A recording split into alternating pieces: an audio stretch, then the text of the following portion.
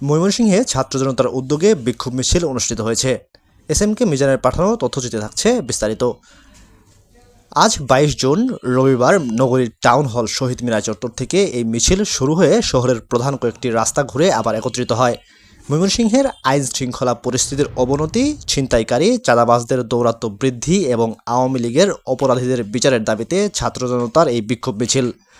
উক্ত বিক্ষোভ মিছিল কার্যক্রমে প্রধান আয়োজক ছিলেন ছাত্র জনতার পক্ষে ফুয়াদ খান, আব্দুল আলিম, ওয়ালিদ আহমেদ অলি, উমর ফারুক, শিমুল সহ অন্যান্য সাধারণ ছাত্রবৃন্দ। আয়োজকবৃন্দ ময়মনসিংহ জেলা প্রশাসনকে অপরাধ নির্মূলে দ্রুত অভিযান চালানোর আহ্বান জানান। আমরা আইন শৃঙ্খলা বাহিনীর কাছে একটি প্রশ্ন জানাতে চাই। সবাইকে ছাত্রী জুলাইয়ের শুভেচ্ছা, লাল সালাম। আমরা জুলাইকে বাংলাদেশ গড়ে না উঠবে এবং সরকারের পতন ঘটিয়েছি। এরপরেও আমরা দেখতে পারতেছি যে বিভিন্নভাবে আমাদের এই আন্দোলনকে বিতর্কিত করার জন্য বিভিন্ন পায়তারা চলছে। এখন পর্যন্ত আমরা দেখতে পারতেছি যে আওয়ামী দূষররা এবং আওয়ামী প্রেতাত্মারা মাঠে এখনো ঘুরে বেড়াচ্ছে।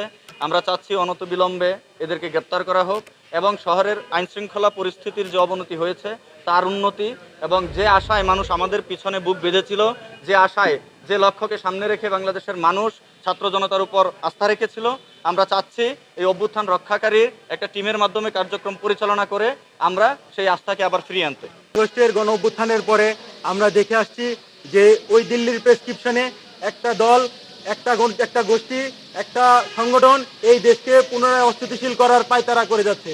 তাদের প্রেসক্রিপশনেই এই দেশে বিভিন্ন সময় বিভিন্নভাবে বিভিন্ন আঙ্গিকে এই দেশকে অস্থিতিশীল করার জন্য একটা চক্র রাজপথে নেমে আসছে।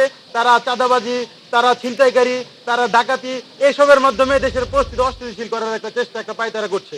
আমরা সেই জায়গা থেকে আইন শৃঙ্খলা বাহিনীকে বারবার আমরা একটা মেসেজ দিতে যাচ্ছি যে আপনারা দেশের সার্বিক পরিস্থিতি ঠিক করার জন্য যেভাবে যাওয়া দরকার, যতটুকু হার্ড লাইনে যাওয়া প্রয়োজন আপনারা ততটুকু হার্ড লাইনে যাবেন। আমরা এই মেসেজটা থেকে বরাবর দিচ্ছি।